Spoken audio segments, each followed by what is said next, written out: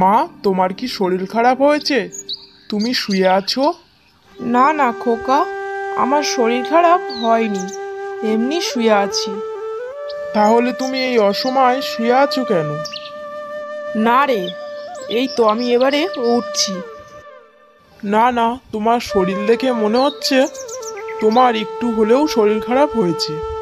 তোমাকে আর উঠতে হবে না।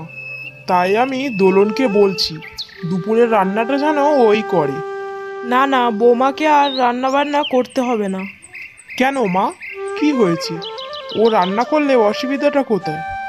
বৌমা হচ্ছে কি বাঙাল বাড়ির মেয়ে, আর আমরা ঘটি, আর আমাদের রান্না বান্নার সঙ্গে ওদের রান্না বান্না মেলে না, আর আদব কায়দাও তাই। দূর, ওসব মনের কাছে। ও বাঙাল বাড়ির মেয়ে বলে কয়েক মাস হয়ে গেল। ও এখন ঘটি বাড়ির বউ। আমাদের খাওয়া দাওয়া, আদব কায়দা সবই তো মানিয়ে নিতে পেরেছে, তাহলে আমরা পারবো না কেন?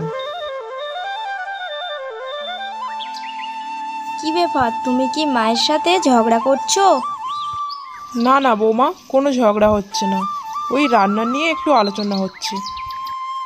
মা, দোলন, তাহলে আমি আসছি।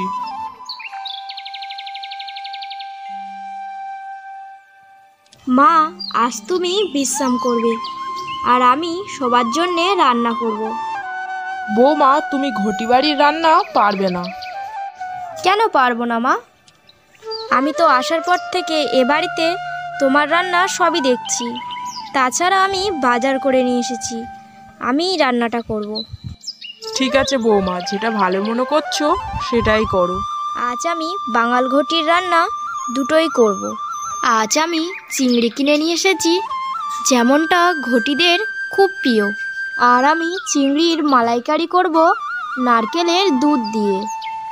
আর কিনেছি লোটে মাছ, এই লোটে মাছ দিয়ে শুকনো শুকনো করে ঝাল করব। আর তৈরি করব লোটে মাছের চপ। বৌমা, আর কোনো সাহায্যের দরকার পড়লে আমাকে ডেকো। ঠিক আছে মা, দরকার পড়লে ডেকে নেব। আর তুমি গিয়ে বিশ্রাম করো। ঠিক আছে ঠিক আছে, তবে হাত পা যেন পুড়িয়ে ফেলো না। না মা, কোনো অসুবিধা হবে না। অসুবিধা হলে তুমি তো আছো।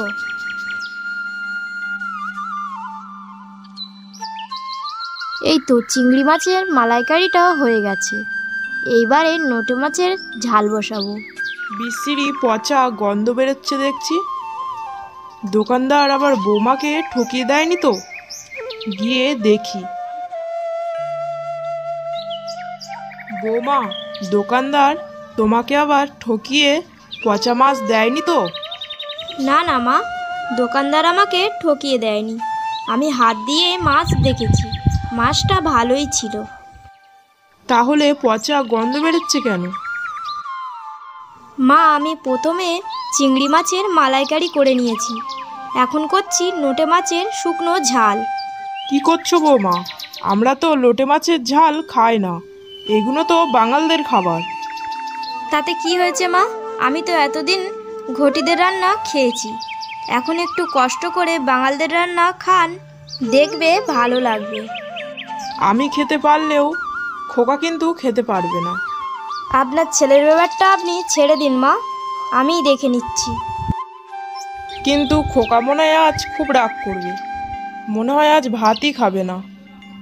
দেখবেন মা, আপনার ছেলেও খাবে, আর মন ভরে খাবে। ওই তো খোকা চলে এসেছে। চলো, আজ আমরা তিনজনে একসাথে ভাত খাবো।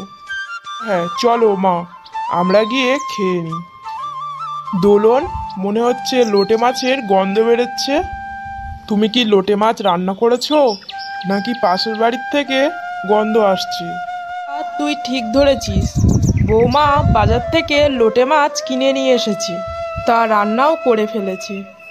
তুই বৌমাকে আবার কিছু বলিস না, ও বেচারি না বুঝে রান্না করে ফেলেছে। না মা, আমি ওকে কিছুই বলবো না, কারণ লোটে মাছের শুকনো ঝাল আমার খুবই ভালো লাগে। আমি এর আগে প্রীতমের বাড়ি খেয়েছিলাম, আর ওকে একদিন গল্প করতে করতে বলেও ছিলাম। মা বাঙাল বলেন বা ঘটি বলেন, রান্নাবান্নার আদব কায়দা আলাদা হলেও সেটা খাবার, তা খাওয়া যায়, তাতেও আবার পেটও ভরে। আর আমরা শুধু শুধু বাঙাল আর ঘটিকে নিয়ে তর্ক করতে থাকি। তাই আমি সবাইকে বলি, ঘটি বাঙালকে নিয়ে তর্ক করা শেষ। হ্যালো বন্ধুরা, আপনারা যদি আমাদের চ্যানেলে নতুন হয়ে থাকেন অবশ্যই আমাদের চ্যানেলটাকে সাবস্ক্রাইব করে রাখবেন। আপনার একটি সাবস্ক্রাইব আমাদেরকে আরও বেশি কার্টুন বানাতে উৎসাহিত করবে।